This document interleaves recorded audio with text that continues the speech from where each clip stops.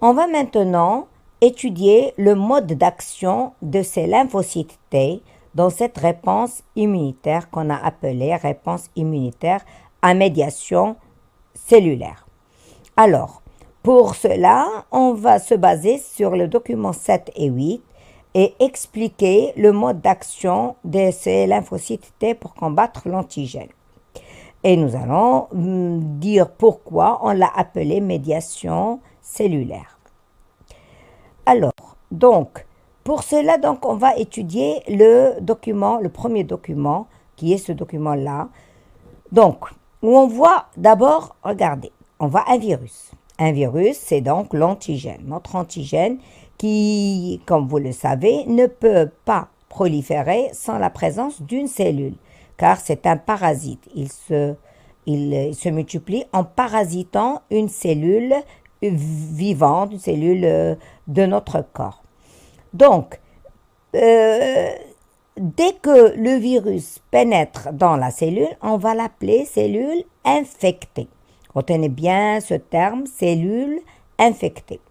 Alors, qu'est-ce que fait la cellule infectée? Eh bien, dès que le virus pénètre à l'intérieur de cette cellule, elle a un petit système d'alarme en quelque sorte, c'est-à-dire qu'elle prend des petits morceaux de ce virus et qu'elle les met sur, regardez bien, sur la membrane cytoplasmique, sur sa membrane cytoplasmique.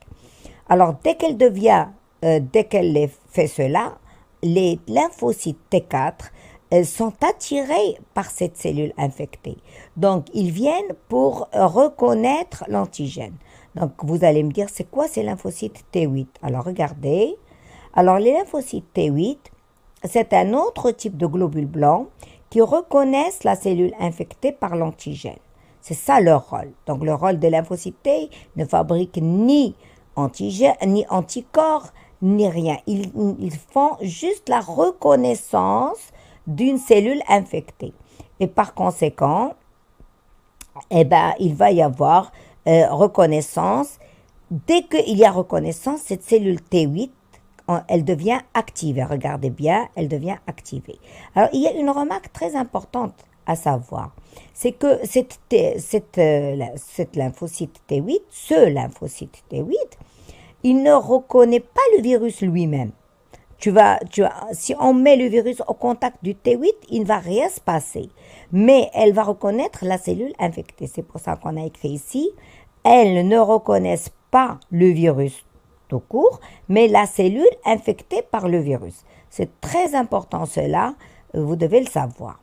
Alors on va poursuivre. Lorsqu'il y a activation des LT8, on va dire qu'elles deviennent LT8 activées, elles commencent à se multiplier. C'est la phase de multiplication et de différenciation. Qu'est-ce que ça veut dire différenciation? Ça veut dire que elle va se transformer en une autre cellule, toujours la lymphocyte LT, mais cette fois-ci, elle devient tueuse. C'est pour ça qu'on l'appelle lymphocyte T cytotoxique, TC ou LT tueur. Les L tueurs, c'est-à-dire qui tuent. Donc, on va les appeler tout simplement LTC, tout simplement, les lymphocytes TC. Alors, ces lymphocytes TC ont pour rôle, justement, de faire quoi? D'aller faire la lyse de la cellule infectée. C'est-à-dire, cette cellule-là, regardez-la bien, c'est la même qu'ici. Sauf qu'ici, elle a été tuée par les TC. Regardez, les traits en pointillés veulent dire que ça a été désintégré. La cellule infectée s'est désintégrée tout entière avec le virus qu'elle contient. Et donc, voilà ce qui s'est passé. Nous allons voir cette lyse, on va dire lyse, ça veut dire destruction.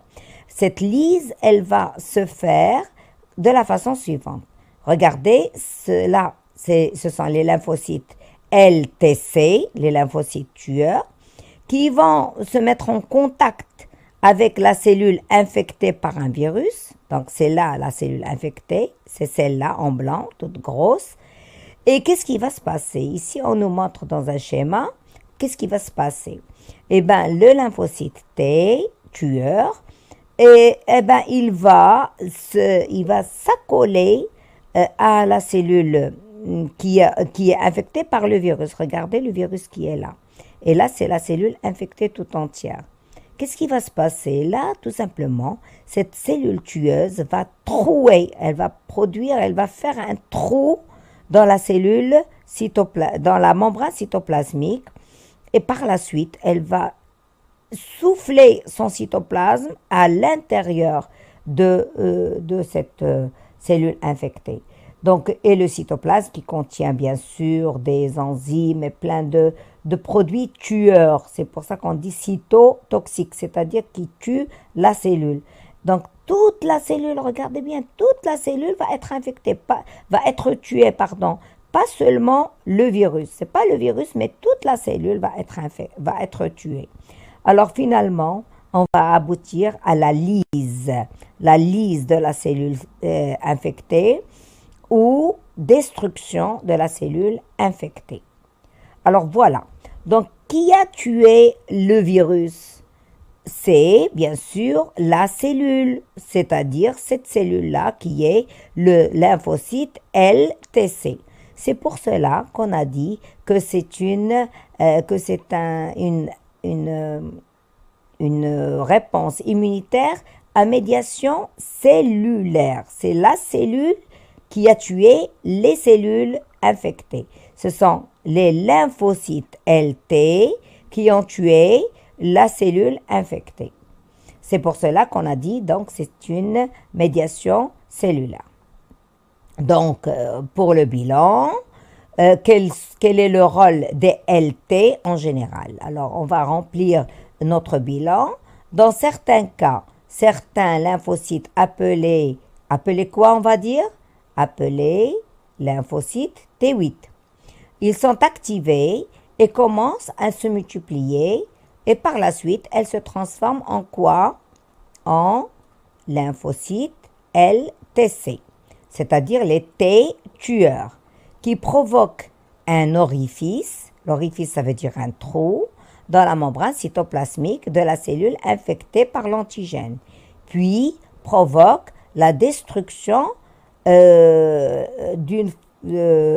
la destruction. Alors cette voie ne se fait pas que dans les cas suivants. Quels sont ces cas? Alors, j'ai oublié d'écrire ici. Par l'antigène qui provoque la destruction d'une façon directe, c'est-à-dire sans utiliser d'anticorps. Et j'ai souligné ici, vous avez vu entre parenthèses, c'est-à-dire il n'y a pas du tout, les LT ne produisent pas d'anticorps.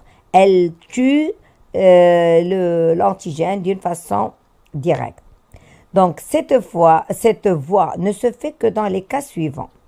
Si l'antigène est un virus, comme par exemple notre coronavirus, est-ce qu'on peut le tuer avec des anticorps?